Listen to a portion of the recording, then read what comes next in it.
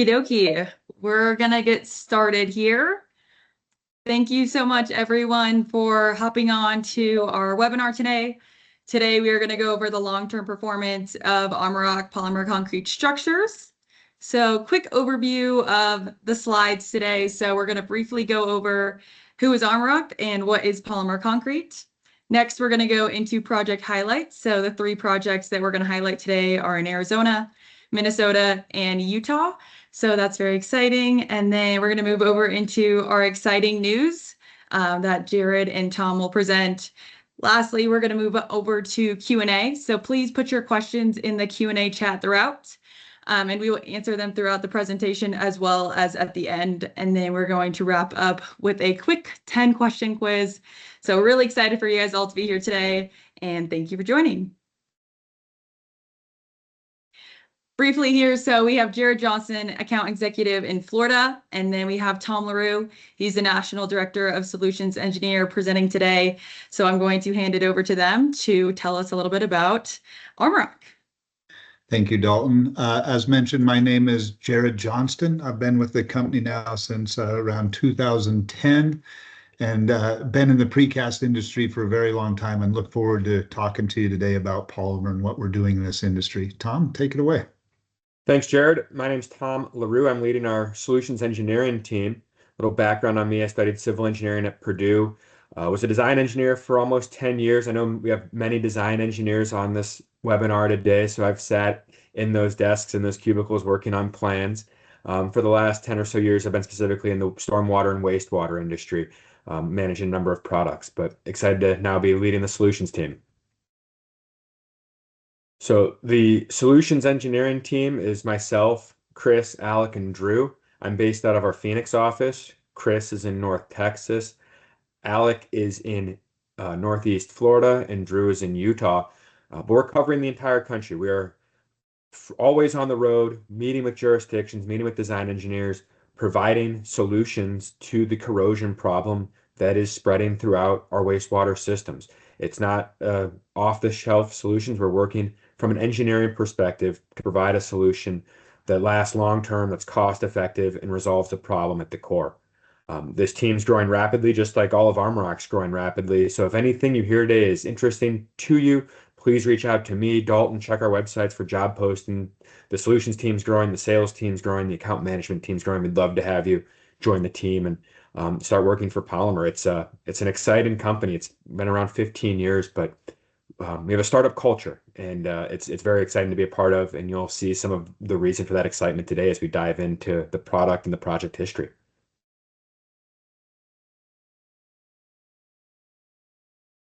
Great, thanks, Tom. Well, part of the exciting part of being here is introducing who Armorock is today. And while this video runs in the background, I'll start with a little bit of our history. So we need to start with our beginnings to get where we are today.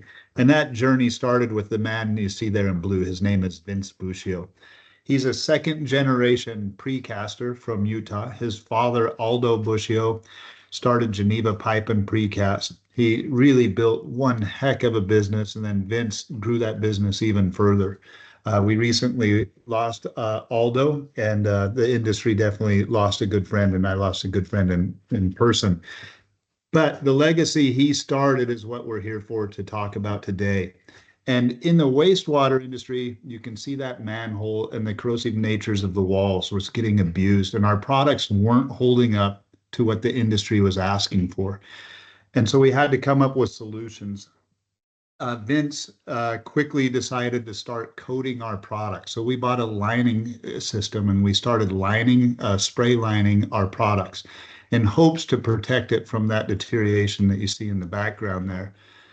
Quickly, we found that that didn't work, so we moved on to HDPE liners, and that's a liner that is inert to corrosion, but it's only a topical fix for the concrete. And quickly we found that anytime that Theobacillus, the bacteria in the H2S, got behind that liner, we would have delamination and much of the same character problems that we have in this image. Lastly, we went to admixtures. Admixtures is a material you mix in with your concrete mix, and they're designed to fight off MIC, microbial induced corrosion. Inevitably, all three of those items failed. If any of them worked, Armorock wouldn't be here today. In fact, all the municipalities and engineers that have joined us here wouldn't be on this conversation because concrete would be a growing market and not a shrinking market. So today we're going to introduce you to Armorock. So once we abandon all those options, our only choice was to go to a full stop and get away from topical or Band-Aid type solutions. And that brings us into this next slide here. That's a great So- background, Jared. And so now we'll dive into the problem that we're seeing that the solutions engineering team is working with you all on the call to help resolve. And it really starts with inflow and infiltration. Over the last 50 years, there's been an effort in the wastewater industry to reduce inflow and infiltration. We've started using better products, more watertight joints, more resilient products, and that's resulted in a decrease in I&I. The counter to that is as the I&I decreases, the levels of H2S rise. The concentration of the effluent flowing through the system increases, so there's more H2S. That leads to faster corrosion, like the video Jared showed, faster corrosion and increasing rehabilitation costs. The infrastructure, the existing infrastructure is aging. Over 45% of that infrastructure is over 50 years old, much of that with a 50-year expected design service life. So as that ages, the rehabilitation costs compound on themselves, and it's become unsustainable for jurisdictions across the country to keep paying higher and higher rehab costs more and more frequently. The only thing that's really stayed the same until Armorock is the use of concrete in the infrastructure. It's not a sustainable solution. It requires, again, continuous maintenance. So that's where Armorock comes in with a polymer solution that addresses the problem at the core. And Jared will dive into exactly how we address that with our polymer mix. All right, thanks, Tom.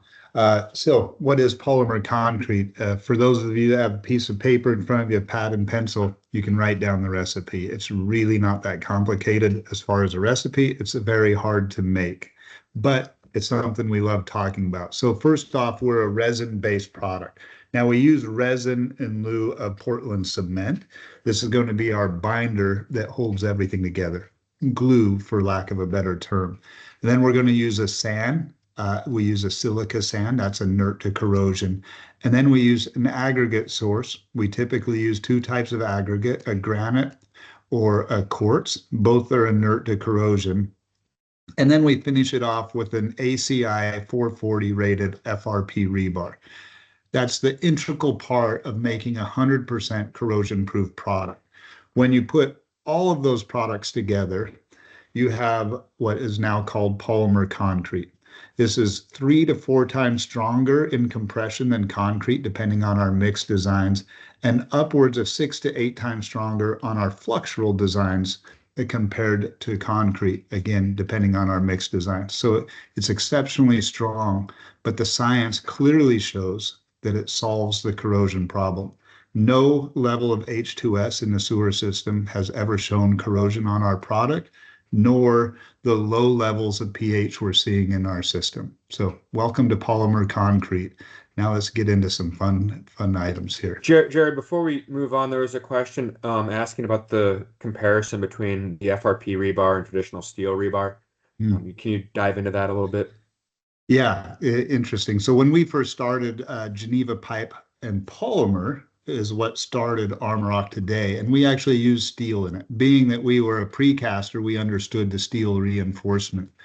But we quickly found that that did not work if we're going for 100% corrosion proof. If you were to core through our product, which is commonly done when you're adding laterals and future dates, then you would core through our rebar and then you expose yourself to a warranty issue. So we found that we needed to switch to a material that was inert to corrosion. And that's when we came across FRP. FRP is a product that's becoming very commonly across the states. It's being used in our roadways and our bridges, anywhere where corrosion can be considered a problem. In fact, most DOTs have stamped it also along the journey. So it's a great product to fill in as a replacement to steel. Thanks for that additional color. And please keep the questions coming. We'll try to address those as we go. And also we have time at the end, as Dalton mentioned. Now back to the project highlights. Yeah, so let's start with Minnesota. Minnesota is actually one of the very first East Coast projects Armorock was able to do. And we're going to introduce you to the engineer that designed that project for Minneapolis. The interesting backstory to Minneapolis, like most municipalities, they have a massive corrosion problem. Interestingly enough, in 2025, that problem is $92.6 million worth of wastewater rehab and rehabilitation. That's what they're spending. That's a massive number for a relatively smaller size municipality. And over the next 5 years, they're expected to spend $5.6 billion on CIP projects in that area. Those are astronomical numbers, and they knew really quickly that they had to make a change. And on this project specifically, this project had been rehabbed twice in its early days, and they knew that they had a collapsing line and had to make a quick resolution to that. And they also knew they didn't want to go back. They had stumbled across Armorock in our early days and decided to be one of the early adapters and take a swing at it. So we're going to show you what that looks like today. And what we're here to do is to take out what they coined: build, rehab, and replace. We want to stop that cycle. So that's what we're going to do. Let's play that. Chuck, please, number one, thanks for bringing us out to the job site today on this project. Yeah. I understand from Mike Buscio, he was one of the earlier founders of it. You know Mike well. This was one of the very first installations we did on the East Coast. Tell us a little bit about the project today. This was an emergency project. Was identified by CCTV, found a sinkhole about a mile upstream of this point, and found a lot of this pipe was corroded very badly.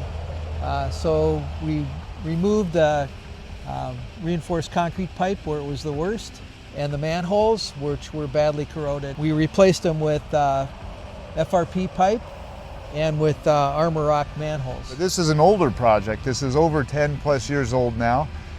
How did you know Polymer was going to hold?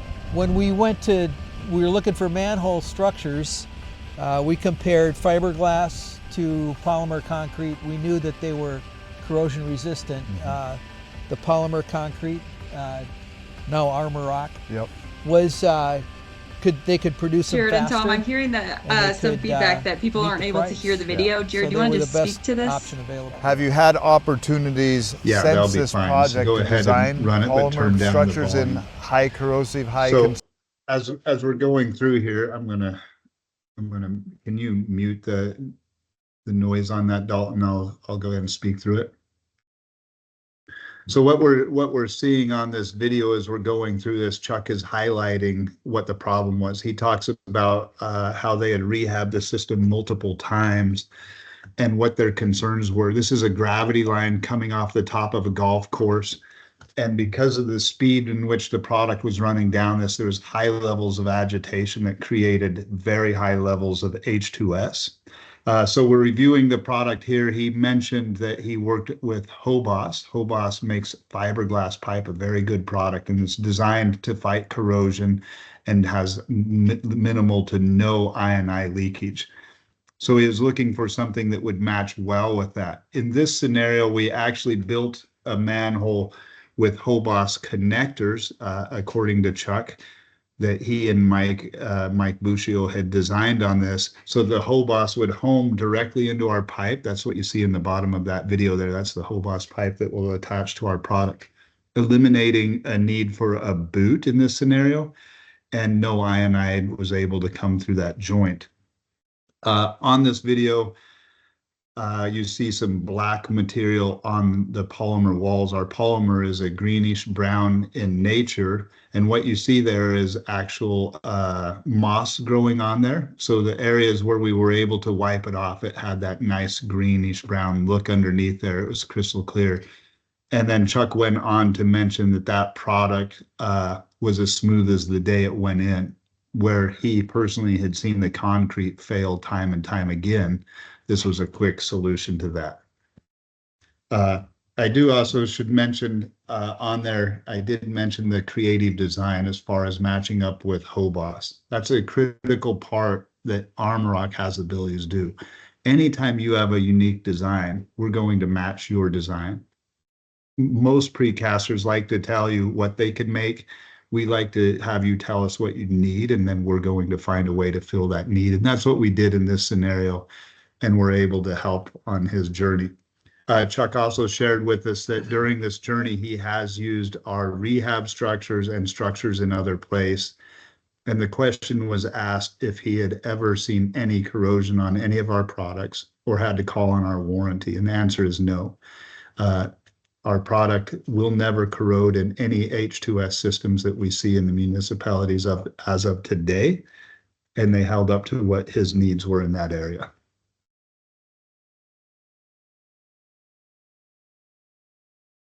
Great.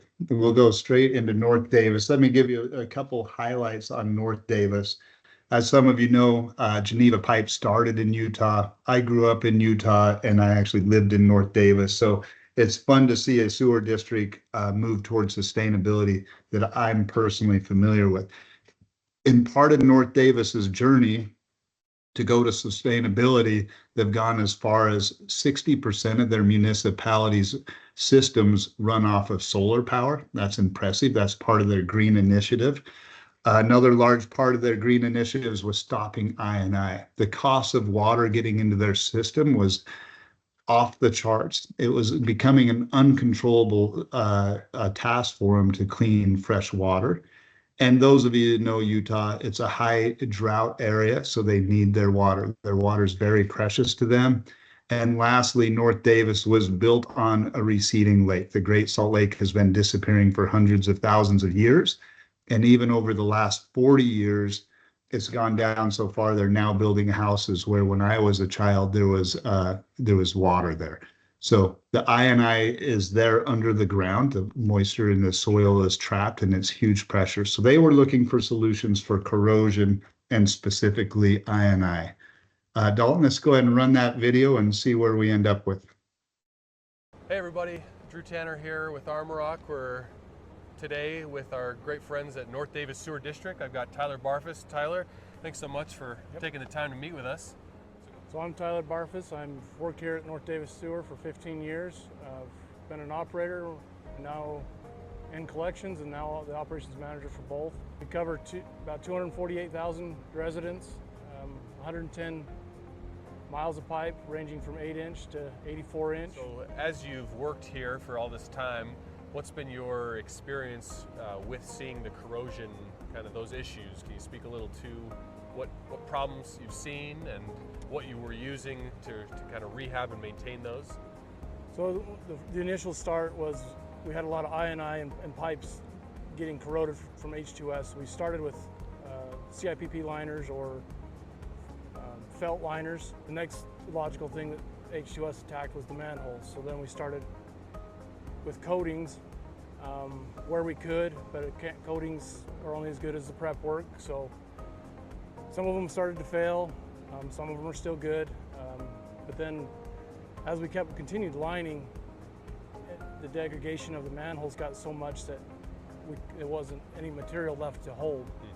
So we chose to look into polymer because we didn't want to just put another concrete one in and redo it again. How often were you having to go through that? What was the average time span?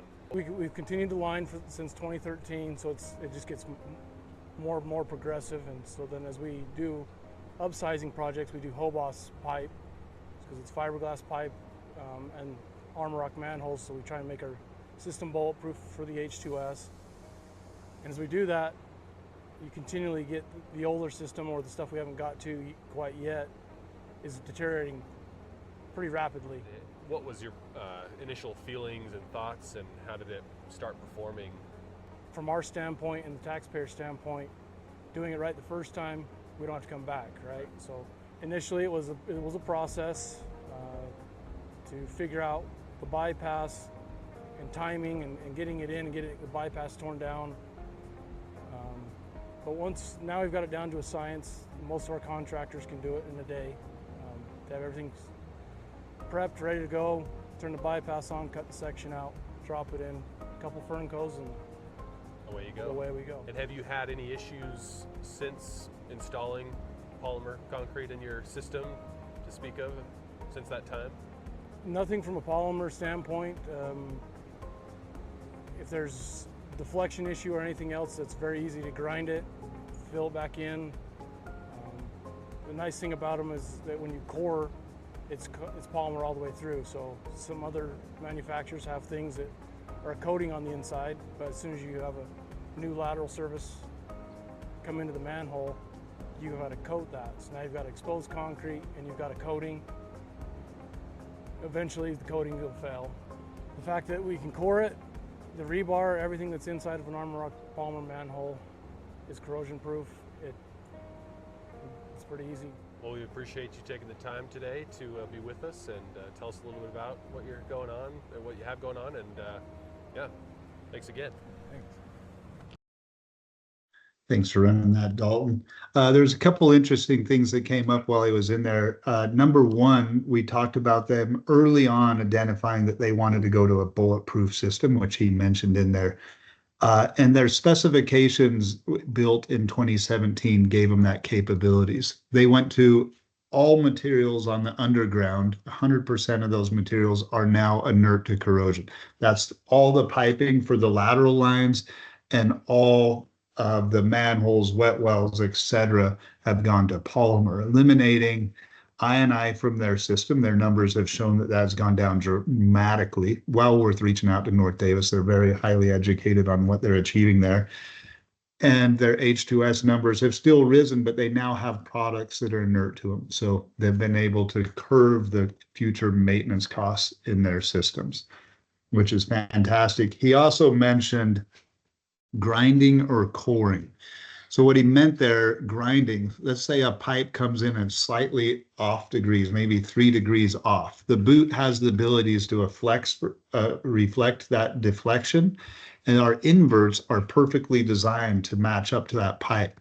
So now if it's off 3 degrees, they need to grind that invert to give it a smooth transition. And you can simply grind our product. Remember, it is 100% corrosion proof, so you can remove surface and it's going to be perfectly smooth underneath. We have less than 3% air entrapment in our product. So there's nothing there that will affect your flow once you grind that. And that's what he was referring to. And then lastly, he talked about coring the product. Commonly, especially in the great state of Florida that I live in, we build a neighborhood and 10 years later, we build another neighborhood. And now they need to run a core through our wall, and they need to go ahead and tie in another neighborhood to that sewer system. If you're a lined manhole, this becomes a very large problem because you'll go through a typical liner, and then you're going to have an area where that theobacillus and the H2S can attack your concrete structures. We have an inert system to that, including our FRP rebar. So as you core through our rebar or our wall, there's nothing in there that will break down in this system. Thanks for sharing that video. We'll go ahead and turn the time over to Tom now. This is Yuma, Arizona. I'll share a little story about Yuma, Arizona quickly before Tom starts. Yuma, Arizona, one of the municipalities that I've worked with here in Florida, they were able to go through all of our customer lists and find municipalities that matched up greatest to their system. And they found that Yuma, Arizona had like H2S levels and low pH numbers that matched to their system here in Florida. They wanted to go inspect the systems. So some of these holes that you see today are ones that they went out there and saw. The most interesting part of that story is they found product was exactly what they needed, and the municipality also found it was doing exactly what was needed. And then I know Tom will talk about the heat on this system, but the day we were out there, it was 121 degrees, and the airplane at the airports couldn't take off from the airport. So we were stuck in Yuma for a little while till it cooled down enough we could even fly out of your great state of Arizona, Tom. So have fun with it. Thanks for the introduction, Jared. As the solutions team works with jurisdictions across the country on tailoring specifications for their systems, one of the things we do is evaluate the H2S levels. And there are several factors that contribute to the levels of H2S in a system and at specific locations of the system. It's the concentration of the effluent based on I&I and the flow, turbulence in the system, the environment of the system. And so Jared mentioned in Yuma, it's extraordinarily hot. They do stress testing for aircraft, for automobiles there, and it's been a great stress test for polymer concrete. So we'll hear from George on his experience. We'll dive into that a little bit more as from based on what he's seen down in Yuma. Hi, I'm Tom LaRue. I'm the Director of Solutions Engineering for Armorock out here in Yuma, Arizona, visiting the project site. I'm George Drake. I'm a supervisor here with the Wastewater Collections Department. Here to talk about this Armorock manhole that we got in there. Great. Tell us about this project. How long has it been in the ground? This one's been here since about 2013. Prior to this installation, this location was having a lot of corrosion issues. Yes, due to a marine base that's right here. A lot of industrial wastewater that comes into here. We had really, really high H2S levels, and it was just eating up the traditional concrete precast T-lock manholes. Understood. How did this one look when we popped the lid and took a look inside? This one's great. This one looked great. Very, very, very little residual H2S on it, but looked very good. Originally, we found out about the Armorock Polymer up at Tri-State. One of our local seminars up in Las Vegas, and the sales rep came down and gave us a demo of everything, showed us all the materials of everything that goes on into the process, manufacturing process of it, and how it can help us with our H2S, and it's proven time and time again to do that job. So given the success of this project, you've been able to utilize polymer in other applications and other projects? Yeah, most definitely. We just recently, probably a couple months ago, we just recently finished up a project on our levee, which was Armorock was crucial to that with the re-sleeving project that they do with polymer insert. Well, one of our neighboring communities here, one of our neighboring counties, they just recently put into their standards to use Armorock for everything, for residential, every manhole that goes in the ground, they're using it over there. And eventually, we're gonna get to that same point. Great. That's what we see across the country as one jurisdiction gives the product a shot. Generally goes very, very well. Other folks come out and see it, try it on their projects, and it really snowballs out from there. So we appreciate you giving the first shot, and as expected, it went very, very well. Oh yeah, we continue using it. We'll continue using it.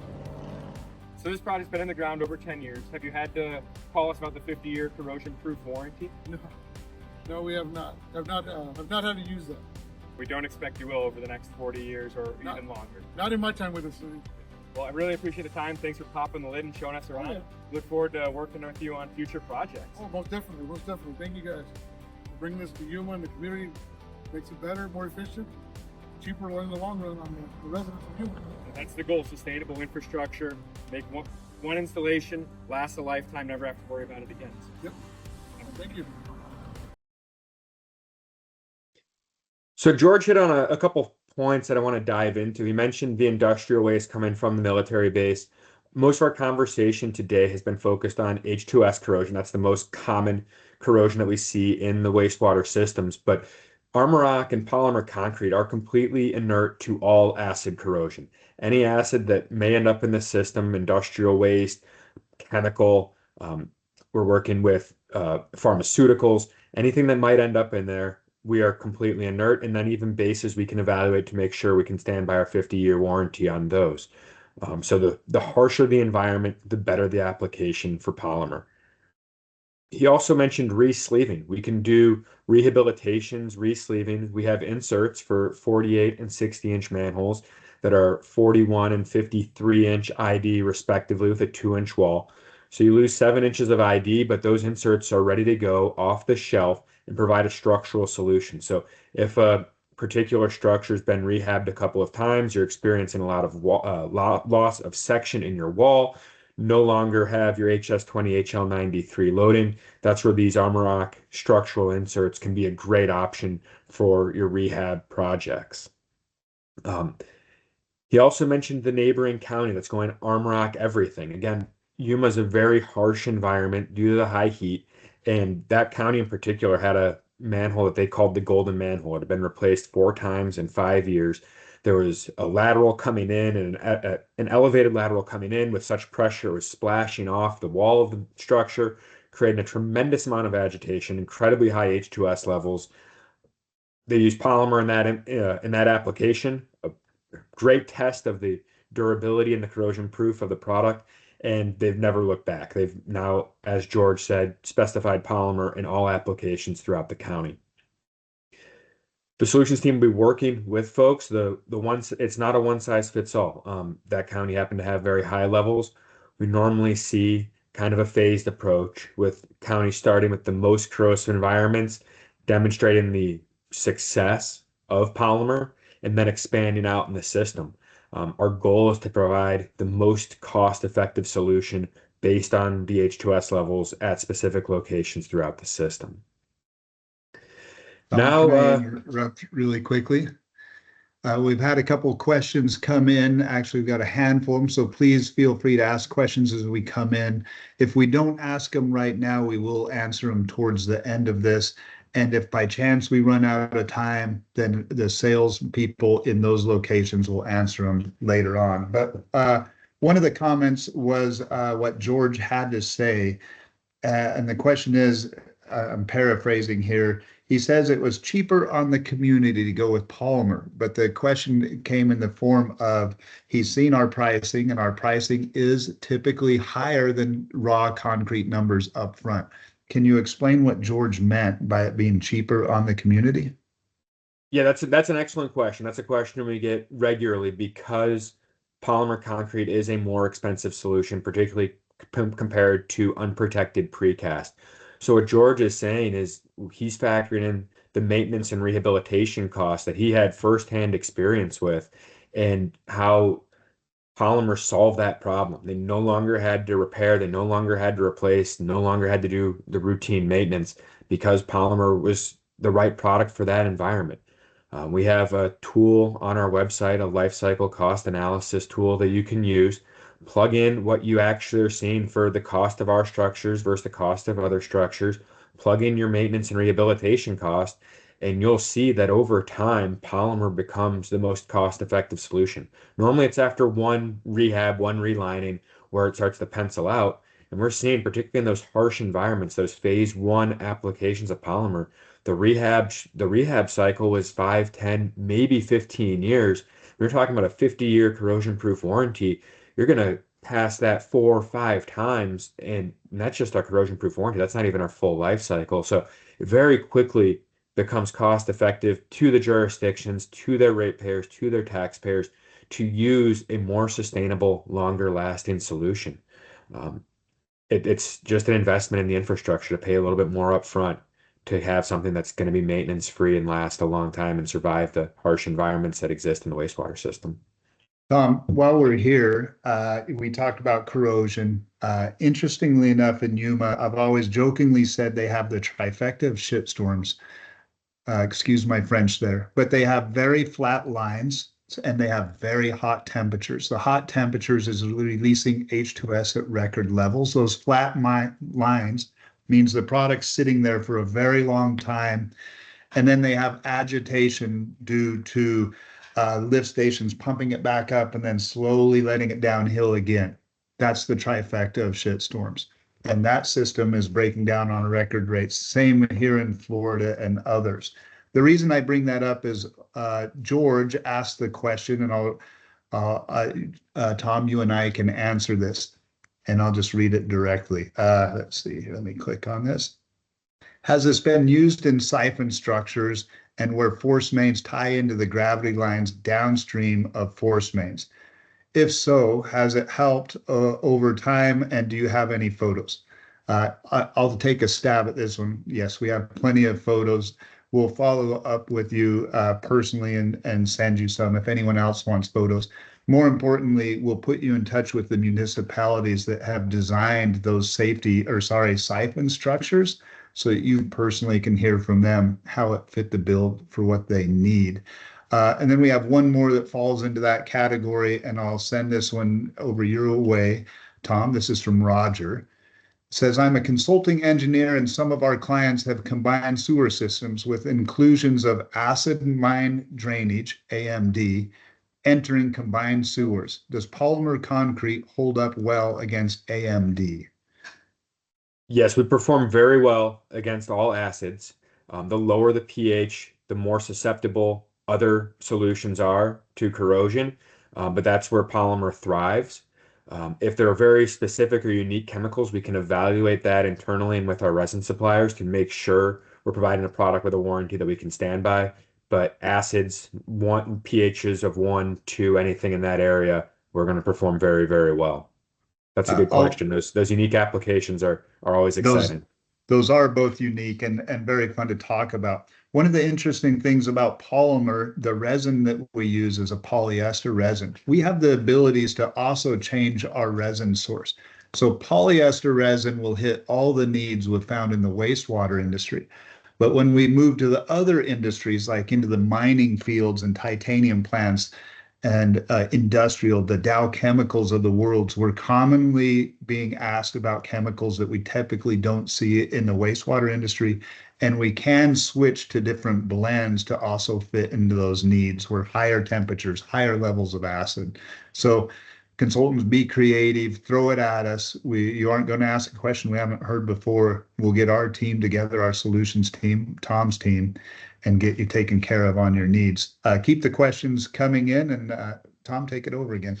Yeah, we have one more, Jared. This will actually be a nice segue into our exciting news in Florida. But they're asking about, first, do we have a cast in place option? But then also, what's the largest structure we make? So I think you can dive into that and talk about our new expansion down in Florida.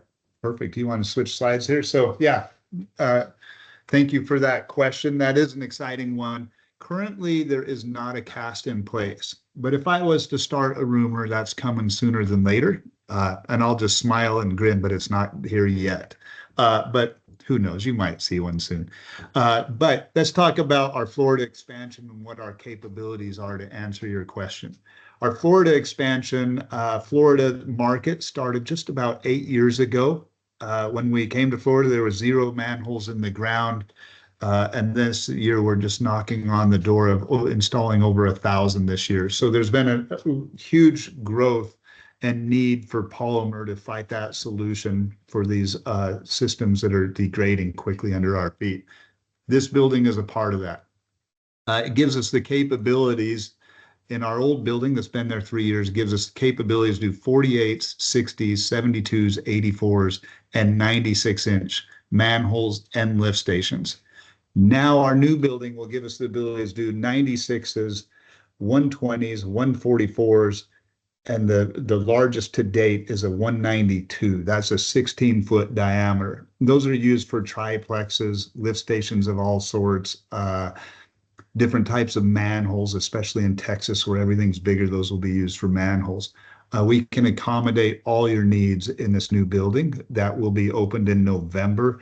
And we expect to have a grand opening either late December or early January. We will be sending invites out to that. So currently the largest round structure is a 192 that we make. And we also have the capabilities to work on square structures or oddity sizes and shapes. The way our machinery is set up, the more custom, the better. Bring on your challenges. Thank you, Dalton. The other piece of exciting news, more on the engineering side, is the publication of ACI Spec 548.17. This is the first national specification for polymer concrete structures. We are very excited about this. It legitimizes the industry. It provides jurisdictions and engineers a rock solid specification that they can use that doesn't just specify armor rock, but specifies polymer concretes. So you're increasing competition, but also guaranteeing a high level product. This specification has performance requirements. So any polymer manufacturer is going to meet the corrosion resistance requirements following standardized ASTM test, 6 acids, 112 days, compressive strength testing after 112 days, and also mass testing to make sure no increase or decrease in mass. Minimum compression strength. All polymer concrete structures will have a minimum 10,000 psi compressive strength.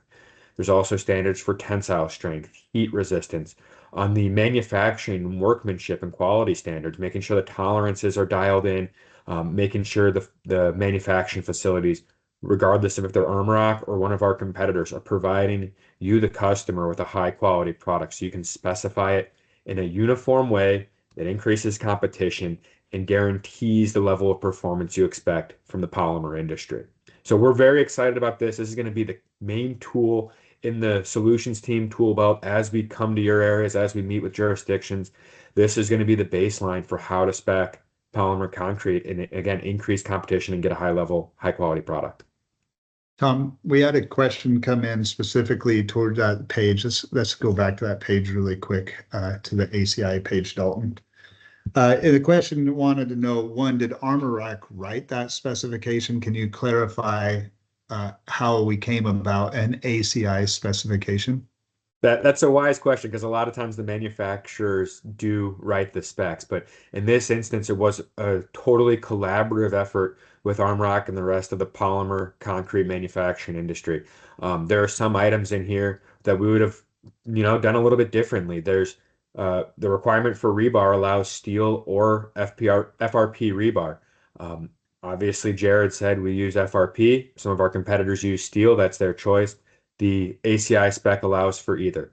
The compressive strength is a minimum 10,000. We regularly test the 11 to 12,000 range. So it is truly a collaboration, the result of collaboration between the polymer industry and truly a competitive spec. It's not backdoor blocking people out to just promote Armrock. We can promote this as true advocates for the polymer industry and then compete on other merits, which kind of brings us to the next slide, Dalton.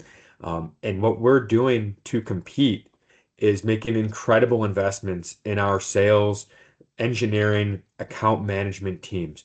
You can see we have dozens of folks across the country in the field working with jurisdictions, working with design engineers, working with contractors, providing white glove service. It's a motto internally, and we demonstrate it every day. We want to be on site during installation, providing high levels of customer service, communication throughout the manufacturing and shipping process, so you know when your products are arriving and that you know you're getting a high quality product when it does arrive. I mentioned earlier that we're a growing company, constantly making additional investments in engineering, sales, account management. So if what you've heard today interests you, you can jump in and join this group that's listed here. But otherwise, expect to see one of these folks in your office soon if you haven't already, because we're hitting the ground, every single day, spreading the word of polymer concrete, growing the market, and providing high quality solutions to the hydrogen sulfide corrosion issue.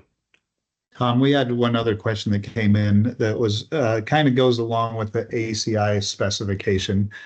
One, let me clarify the importance of ACI. That ACI specification levels the field, as Tom mentioned.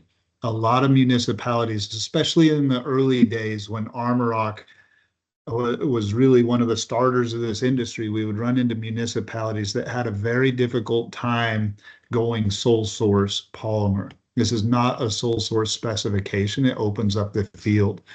There's dividers in there that we feel make us a stronger candidate for your needs, and we're happy to show those to you. But our competition is good, and we believe competition will make us better. So it is a level playing field. We're excited to show that to you and your needs there.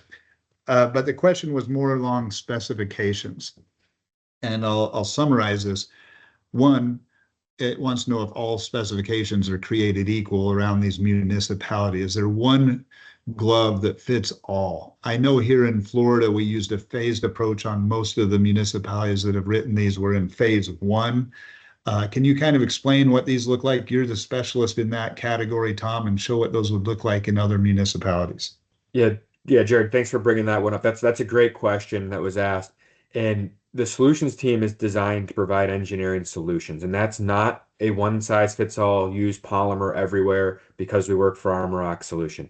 It is truly an evaluate your system, identify the most corrosive areas, and use polymer there. That's phase one. As jurisdictions have become more comfortable with this, and you've seen this in Florida, we've seen this in Southern Arizona and Southern California, they start to address the corrosion that they're seeing further upstream or in the less corrosive environments, and that becomes phase two, and it spreads from there. But if it's low levels of corrosion, they might not get to phase two or phase three, but it's the approach, the engineering solution is designed to provide the best, most cost-effective solution, the highest quality products based on the specific environment. So the solutions team will be working with jurisdictions to write those specifications in the most fair and efficient manner possible. Again, using the ACI spec to encourage competition and using the field data to use the right materials in the right place. Thanks, Tom. That Well, was thank everything you. we have. Oh, Dalton, you take it. I was to say thank you guys so much for joining today. Definitely feel free to continue putting in questions into the chat here, and we'll just kind of start running through a few of them that have come in.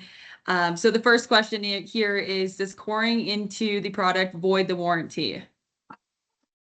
Yeah, I'll go ahead and take that. Much like what North Davis was talking about, that you can core through our product.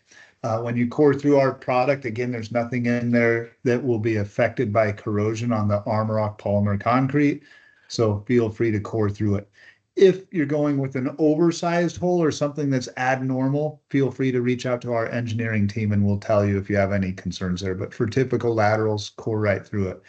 Interestingly enough, when you core through our product, those of you who know our product, because of our strengths, we have the ability to make a thinner wall than a traditional concrete structure. So even with a thinner wall, though, it traditionally takes about a third longer to go through our product. And that's because of those compression strengths that we talked about. And the fluxural strengths are much, much higher. Great question. Great. Next question here is, how many structures does Armorock have in the ground today? Oh, well, since I have the most gray hair on this, at least that you can see, obviously you can't see Tom's, but you can see my gray hair. Sorry, Tom. We have a lot of structures in the ground. We don't have an exact count, but it looks like it's over 30,000 structures in the ground to date. And we see thousands going in year after year now. With the growth you see from our plant, we are planning on thousands more going in next year. So we're excited to say over 30,000. And the warranty question to date, we have never had a warranty issue. And the science shows that in your sewer systems, because of those low pH levels that we can hold up to and the high H2S levels, we will never have a warranty issue. Great question. Great. Next question here is, do we have a pilot program? And if so, does this apply for new municipalities or everyone? I can take that one, and then another one just popped up that I actually love to answer. So I want to take two in a row, and then we'll let Tom take a stab at these. Pilot programs, we 100% do have pilot programs. In fact, we cut our teeth on pilot programs. Early on, when we were taking this around and asking for early adapters of our product, we would commonly have to give a manhole to a municipality and let them see firsthand, which was a pleasure to do. But we found that they were just putting them in the ground where they needed a manhole. So we actually changed our rules there. When you put a pilot program in the system, we ask for the worst case scenario. We want the force main discharge manhole, where the highest levels of H2S, the lowest levels of pH that are destroying the system. We want the golden manhole of your system. And when that appears, we would be happy to put one in there. Great question. The next one came from Brenton, thinking about buoyancy. Is this typically lighter than concrete? Are you seeing increased amounts of ballast needed? That's a fabulous question. As I mentioned earlier, we do have a thinner wall than traditional concrete. And being that I might be in the wettest state of them all, Florida, where it rained 14 inches last Tuesday, I know about water here.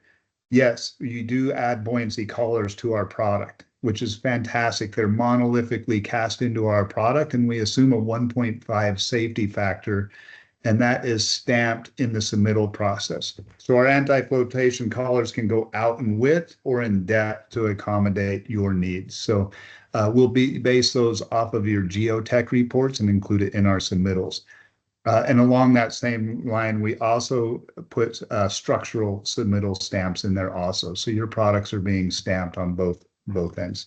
Great question. Perfect. Thank you, Jared. Next question here. We have time for maybe one or two more. What diameter structures does Armorock manufacture? Tom, I'm taking a break. You run on these ones. 48 through 192. And as Jared mentioned, with the expansion in Florida, we'll be able to handle all of that in Florida as well as Texas. It's whatever you dream up, we can manufacture that. Perfect. So last question here that we have time for today. Is there any point within the wastewater system where Armor Rock should not be used? I'll handle that one. That falls more under the engineering side, and the answer is there's no engineering reason not to use polymer throughout the system. But what we've seen in those conversations with jurisdictions is it's a cost benefit conversation that goes back into the phased approach, using polymer in those highest corrosive environments, and then over time, with the success, expanding that out into the lower corrosive areas. But it's just a cost benefit if the jurisdiction is willing to make that investment, to extend the life of everything, or if they want to focus on those highly corrosive areas first. But nothing flowing through the sanitary sewer system is going to be a problem for polymer concrete. Good questions Great. today, guys. Yes, thank you. Thank you everyone for engaging today. Thank you again, Jared and Tom, for presenting. Please stick around now. We're going to run through the quiz, and there will be Armor Rock prizes for the top 3 winners here. So I'm going to stop sharing my screen and share a Kahoot. So for those of you who don't know what a Kahoot is, it's essentially, we're just going to do a 10-question quiz. I'm going to share my screen here. You either can scan the QR code or you can go online to kahoot.com and join here. So yeah, for Kahoot, you are judged based on the correctness of your answers as well as how quickly you answer. So keep that in mind as you're running through this, but definitely sign up here and for a chance to win the prizes. Likewise, our top 3 winners, can you please put your name and your email address in the chat so we can get those prizes out to you? While we're waiting for people to sign up, for the questions that we were not able to answer, you can keep those coming. We will have the salesperson in your area reach out to you. If anyone's interested in personalized lunch and learns, please put that in here also. Would be happy to come out and meet with your consultants, your engineers, your municipalities, do personal lunch and learns. And we also talked a little bit about life cycle costs. That's a calculator available on our website. We'd be happy to come out and go through the life cycle costs of where polymer is going to be a benefit in your system. And that's a big part of what our solutions team will do. And then there's municipalities around the nation that our solutions team is already working with, coming up with creative ways to determine where polymer is needed in their system. So think outside the box, ask the questions, and let's see what we can do to help you on your path. Thank you, Jared. We're going to get started here.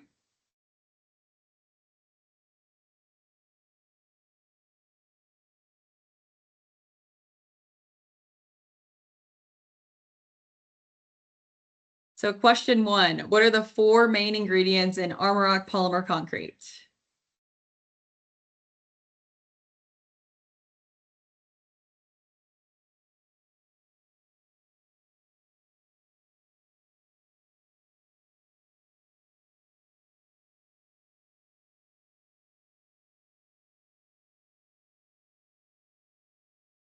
Seems like that was a pretty easy one. The correct answer was resin, sand, aggregate, and FRP rebar.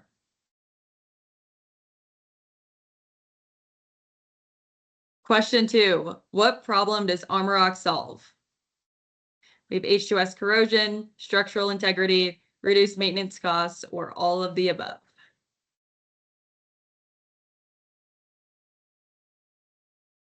Roy was the leader on this. Let's see if he holds the spot.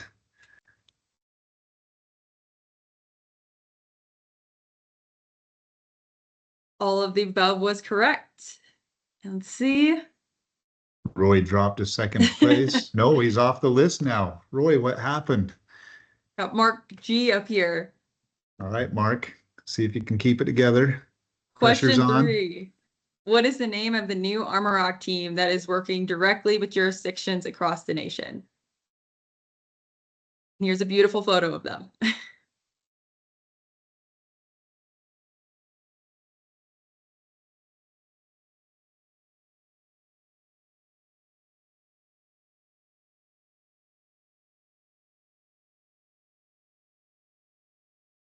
the solutions team headed by Tom LaRue. So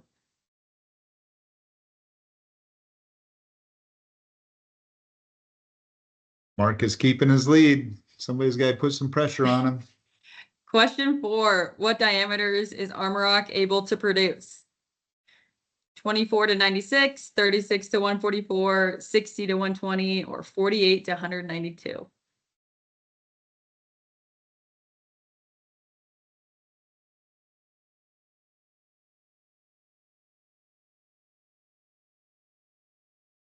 $48 to $192. Mark G is keeping in the lead. Question 5. What size structures will Florida now be able to produce?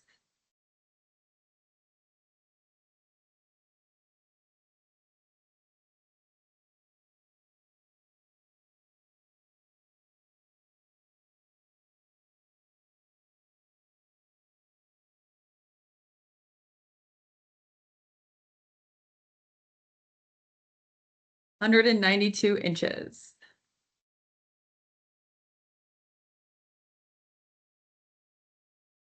Question 6. What is the ACI specification for polymer?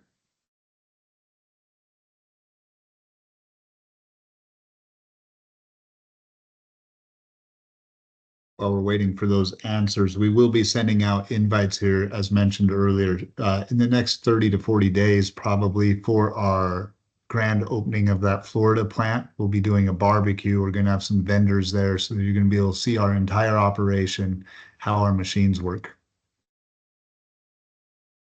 Got Jeff in first place now. Mark completely got kicked out of the top 5. Question 7. Which of these performance requirements is not part of the ACI polymer spec?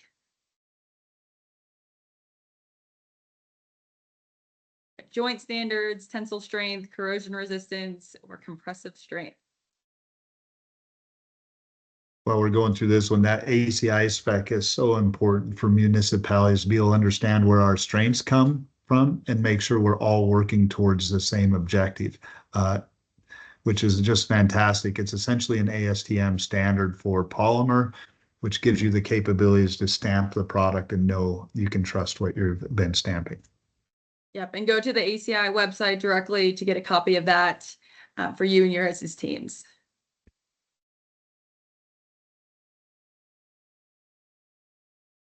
Question 8. What year was the first Armorock structure installed? 2001, 2005, 2008, 2012.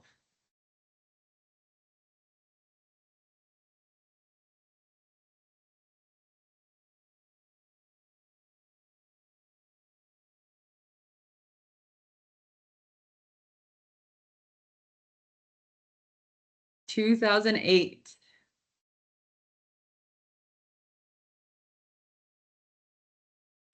As mentioned, as you go through the next year reviewing polymers, if anyone wants to see any of these structures in the ground, we're always happy to let you know the municipalities who have installed them, and we'll be happy to go out there with you and pop those lids so you can see firsthand.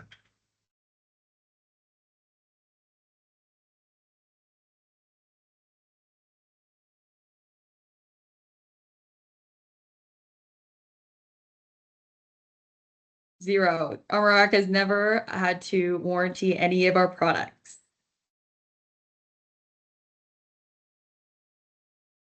Last question here, true or false, Armorock is cautious when entering new market and prefers initial projects to be in less corrosive environments.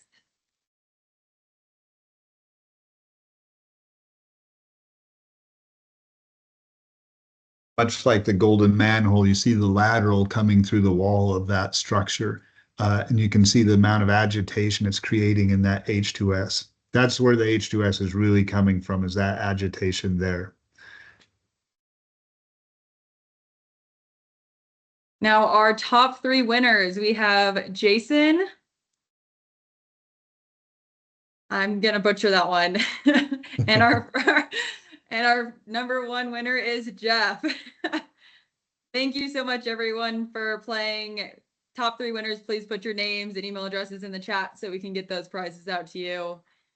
I will share the screen here with the PDH credit and the feedback form as well. So stick around one more second, and that is all that we have for today. So thank you again for joining. Thank you all for joining. Yeah, please submit some feedback. Jared and I are always trying to make these more entertaining, more interesting, covering the topics you're most interested in.